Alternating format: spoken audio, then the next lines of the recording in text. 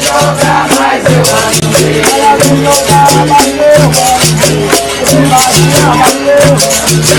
Vem jogar mais eu, vem jogar mais eu amo ver. Ela vem jogar mais eu amo ver. Vem jogar mais eu, vem jogar mais eu amo ver.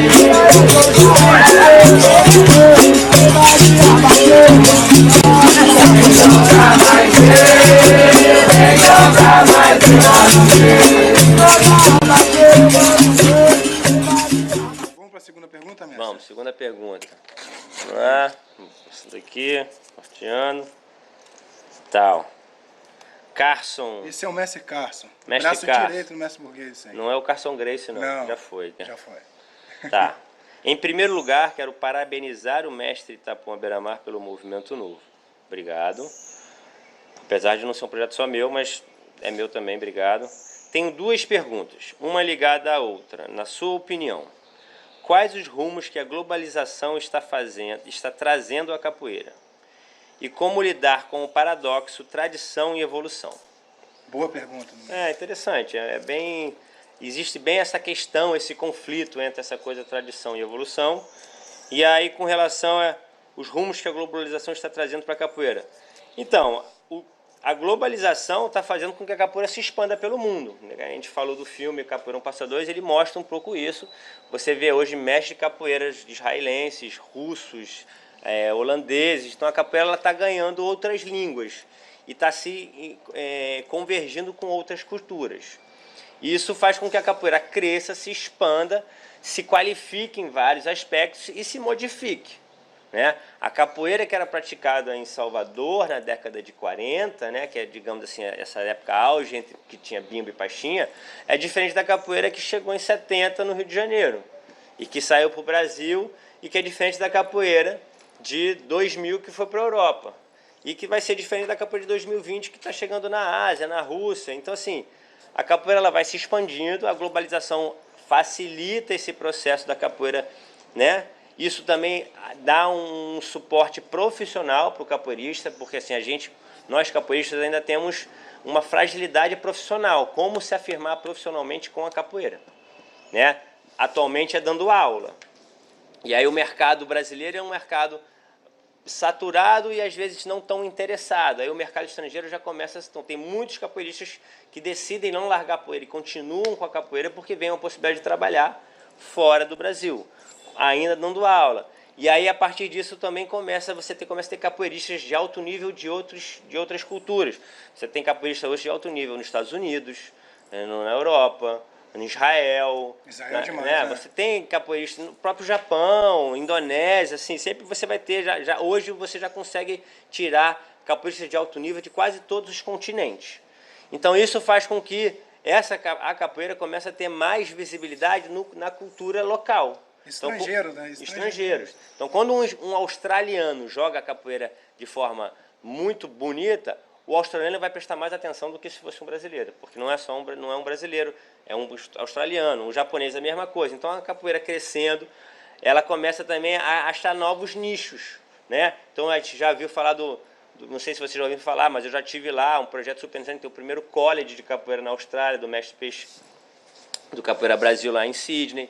Então você vai vendo que a capoeira, ganhando o mundo, ela vai se modificando e conseguindo achar lugares e conquistar espaços que às vezes aqui no Brasil, por toda essa questão racial que tem, né, da nossa cultura, a cultura brasileira, a sociedade brasileira é uma sociedade extremamente racista e a capoeira acaba, mesmo sendo praticada por branco, ela acaba sofrendo com isso. O fato de, duvido que se a capoeira fosse francesa ou americana, ela não teria muito mais projeção mundial do que ela teria, porque os franceses ou os americanos teriam muito mais orgulho da capoeira do que a maioria dos brasileiros. Exatamente. E aí, calma, não, essa é a primeira parte. A primeira parte. A segunda parte, ele fala dessa questão pergunta o Carson, da relação entre tradição e evolução. Cara, para essa pergunta, eu vou fazer uma resposta, a minha resposta eu vou parafrasear o mestre Russo de Caxias. O mestre Russo de Caxias, por volta de 2005, eu tive contato com ele na Roda de Caxias e ele ele tem o costume muito durante a roda, ele dá umas paradas assim na Praça do Ouvidor e disserta um pouco, filosofa um pouco sobre a capoeira. E certa vez ele falou uma coisa que eu nunca mais esqueci e realmente mudou a minha relação com a capoeira. Que foi o seguinte, ele disse: se você quer manter a tradição, você não tem que ficar só cantando a ladainha dos antigos mestres. Você tem que saber a ladainha dos antigos mestres e fazer a ladainha hoje que nem os antigos mestres fizeram no tempo deles. Você tem que fazer a sua ladainha hoje, do seu tempo. E isso fez muito sentido para mim, porque na ideia de que me permitiu, me motivou a fazer a minha capoeira das necessidades, do que eu preciso, do que eu sinto necessidade, do que eu acho que eu posso contribuir com a capoeira hoje. Porque que foi o que o mestre Pachinha, que foi um grande inovador, fez em 1940, que foi o mestre Bimba, foi um grande inovador, fez. Então todos os grandes mestres, eles foram inovadores no seu tempo. E quando a gente olha para o passado, a gente vê como parte da história. E aí você tem duas opções, ou você repete aquilo, mas você não está mais em 1940. Né? Então, por exemplo, quer ver um exemplo? Vamos falar de Angola e regional. Angola e regional é uma dicotomia na capoeira. O que é dicotomia? Né? Essa bipolaridade, tipo céu e inferno, Angola e regional. De Salvador de 1940, onde você tinha dois ícones ali emergentes, duas academias que estavam frutificando, né?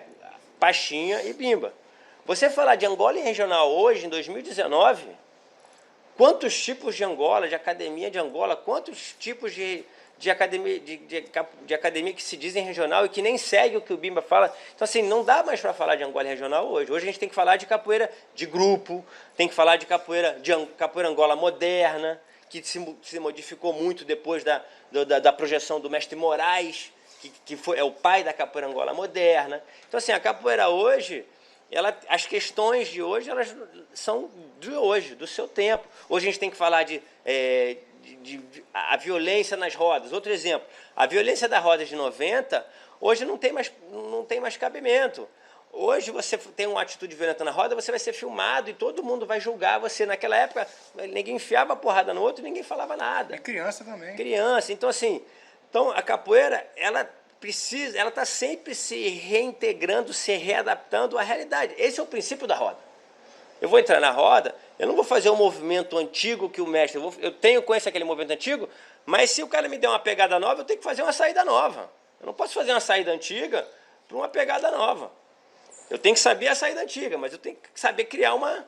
Então, é muito importante, e para mim isso faz muito sentido, a minha forma de agir na capoeira é exatamente como eu atuo dentro da roda. A roda me ensinou como funcionar. Então, assim, eu estou na roda, eu estou me inventando e me reinventando o tempo todo.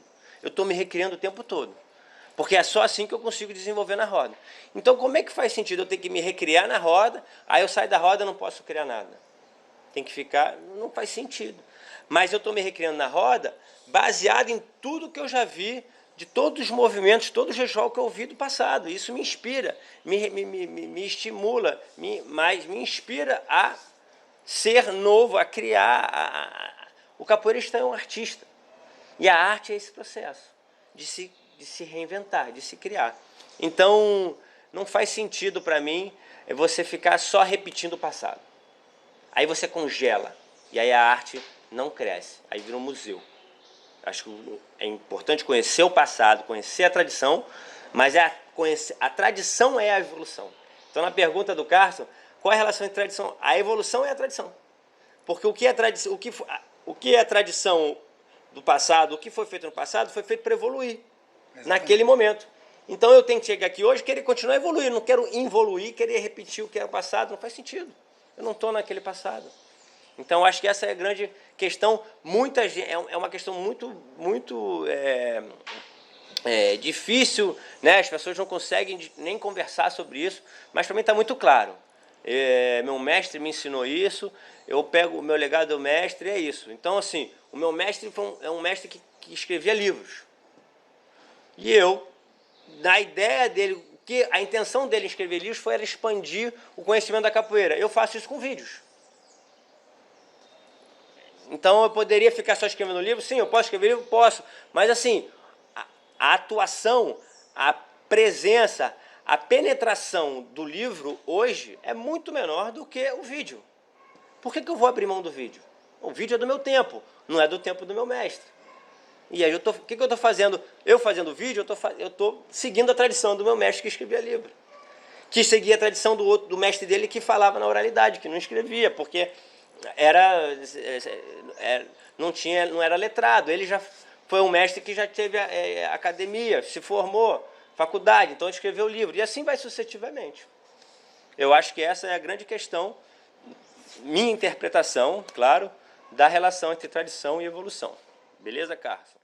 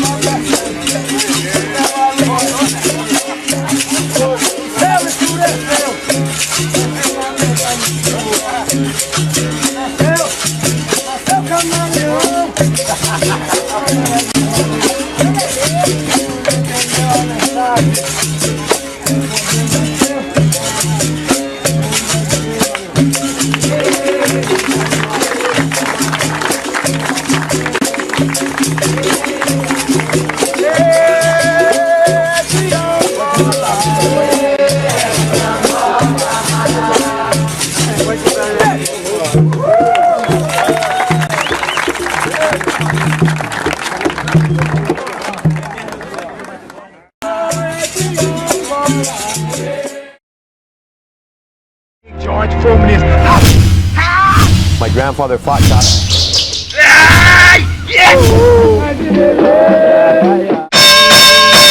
Grito marcial.